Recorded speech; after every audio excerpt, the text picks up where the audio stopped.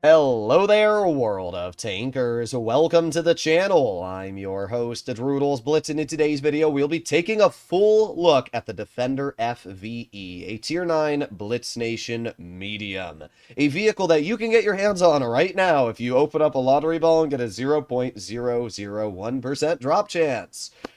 Yeah, in other words, you're not getting your hands on this vehicle, but it is still a really cool tank, and I still want to make a review on it. Now, in the future, it will probably be sold outside of the lottery ball. For example, last year Wargaming did the lottery ball event, and the Lorraine 50 ton was the super duper low drop chance tank. And the Lorraine 50 ton has been sold multiple times now.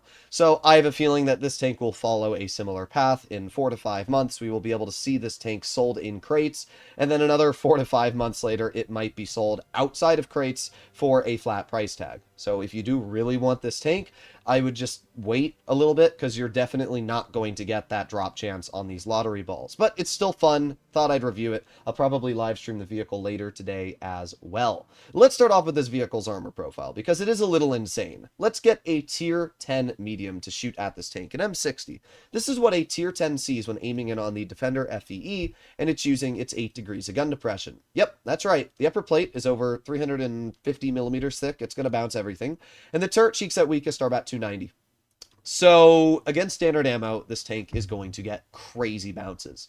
Now, it does have weak spots. The roof is a weak spot. That's only about 155. If you hit any of this hatch or the upper part, you're basically going to pen in any tank. So, that is something to keep in mind. But apart from that, shooting at the turret is super strong. Even loading gold with calibrated on your mediums, this is what you're going to see. Really, the only weak spots are these corner cutouts. The upper plate, even on flat ground, is still upwards of 380.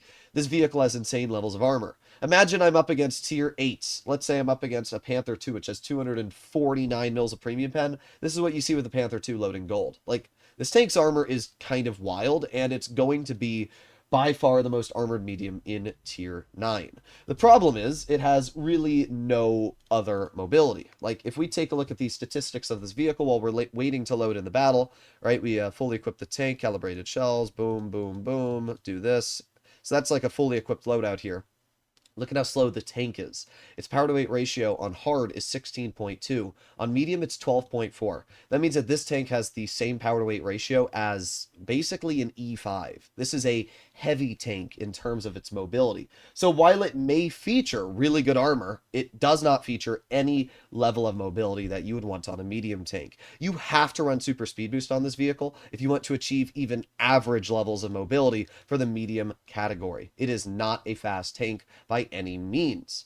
But the really interesting part is the gun. 2200 DPM, it has a 10 shell autoloader, and it dumps all of those shells in, what, 1 second? I mean, that's absolutely crazy. So it has some really interesting mechanics. Now, I know that some people are probably going to say, isn't that overpowered? A 10 shell autoloader does 500 damage in 1 second.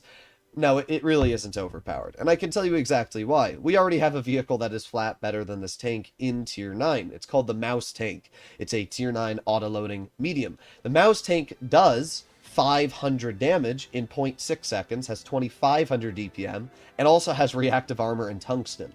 So while this is a very strong vehicle on paper, at the end of the day, if you want a more deadly damage-dealing tank, then the Mouse Tank is still going to be better. But this tank is going to be fun. It's going to be really fun, and it looks absolutely epic. What I'm really excited about this tank is that it's more of a heavy than it really is a medium. And I always really like that, because medium tanks that can play the role of a heavy are rare, and they're very fun. So we're going to activate our super speed boost, because it's the only way we're actually going to get up to speed. We can see even on hard terrain, this thing is not very fast, but there you go. Now we're going upwards of like 47. Not too bad. There you go. We got the Astron, and you know what, I'll take it. That's 150 damage we wouldn't have had, so not too bad. But, ooh, man, we're going uphill. You can start to see that mobility. Ooh, 5, 4, 3, 2, 1. All right, we got some shells. Let's see, is this Astron going to poke? And, you know what, minus 395, not too bad. Back up in the cover, and beautiful. All right, we got the elephant over here. I don't think that Astron's going to enjoy the elephant's company all too much. Let's reload, and let's see if we can get some damage out. Ah, you can see that the gun is going to be an interesting one to use. Because of how long it takes to deal that damage, it's weird. It is really weird. But we reload. We got a couple seconds left. 3, 2, 1.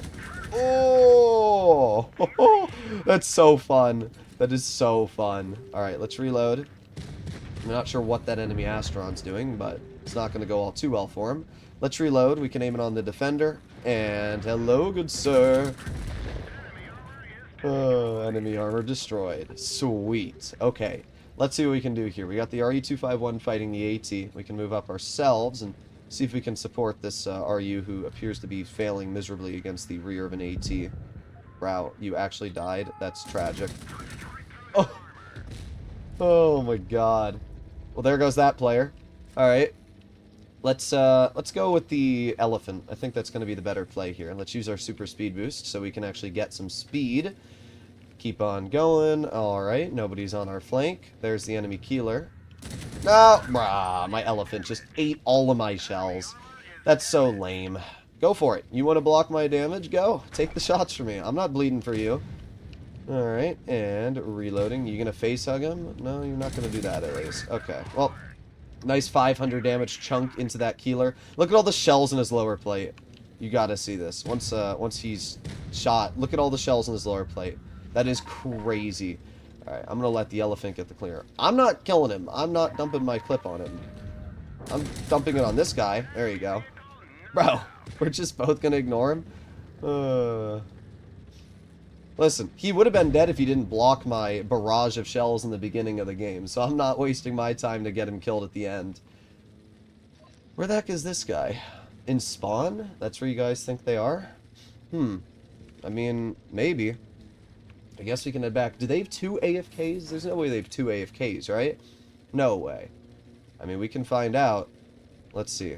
Let's activate our speed boost. I didn't... No, nobody went over to the corner of the map. They might have 2 AFKs. What the heck? Alright, let's see. Oh, there you go. There it is. 2 AFKs. Alrighty then. Well, we can get a feel for this gun. I can't believe they have 2 AFKs. That is... Oh, he's back! He's back, guys! He's back! What am I looking at? And he just killed my Borsig. That is tragic. Alright, let's aim it on the lower plate. I have to say, the thing that's so fun about this gun is that it doesn't bloom at all when you shoot, right? It just stays accurate the whole time. Alright, well, because the 50 is now a 1-clip, let's start shooting the T28. There you go, 449. And, well, probably not going to deal too much more damage, but this is a fun game. Really, there was only 1 AFK because the E50 came back last second.